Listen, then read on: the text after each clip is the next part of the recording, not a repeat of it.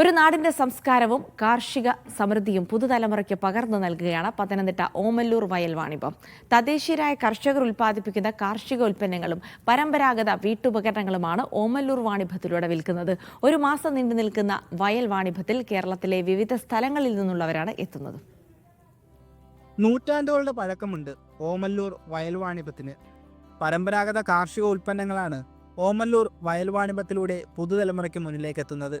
ചേന, കാച്ചിൽ, ചേമ്പ്, ഇഞ്ചി തുടങ്ങിയ കാർഷിക വിളകളും മൺവെട്ടി, കുന്താലി, വെട്ടുകത്തി തുടങ്ങിയ വിവിധതരം കാർഷിക ഉപകരണങ്ങളും പണ്ട് വീടുകളിൽ ഉപയോഗിച്ചിരുന്ന കുട്ട, വട്ടി, മുറം, മൺചട്ടി, ആട്ടുകല്ല് തുടങ്ങിയ വിവിധതരം അടുക്കള ഉപകരണങ്ങളും വയൽ വാണിഭത്തിൽ ലഭിക്കും.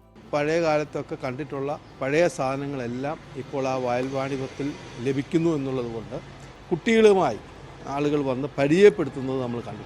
അപ്പം കാർഷിക വിഭവങ്ങളാണ് കൂടുതൽ. പിന്നെ അത് കൂടാതെ തന്നെ നമ്മൾ ലോകപ്രസിദ്ധി ആർജിച്ച വാഴമുട്ടം ശർക്കര നമുക്കവിടെ ലഭ്യമാണ്. അതുപോലെയുള്ള കോടാലി ഉറപ്പിക്കുക എന്ന് പറയുന്ന ആളെ കിട്ടാത്തൊരു കാലത്ത് അത് കൃത്യമായി ചെയ്യാനും കൂന്താലി വാങ്ങാനും അങ്ങനെയുള്ള കാർഷിക മേഖലയുമായി ബന്ധപ്പെട്ടതാണ് ഇത്.